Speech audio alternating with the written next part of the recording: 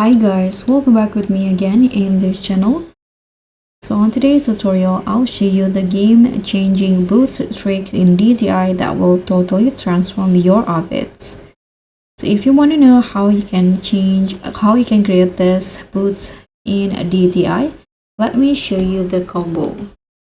So first you can just finish your outfit first, and then you can put on this leg warmer and choose any color or patterns that you like. So in this case, I'm going to use the same color like the jacket, this blue color in here.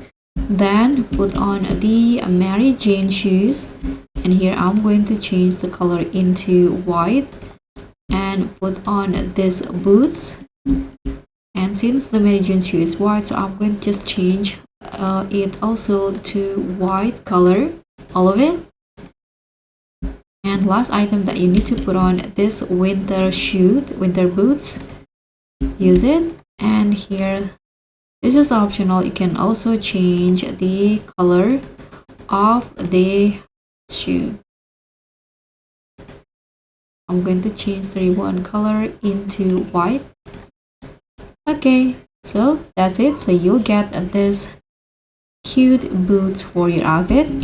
Thank you so much for watching. Don't forget to like, comment, and subscribe. Also click on the thanks. Bye.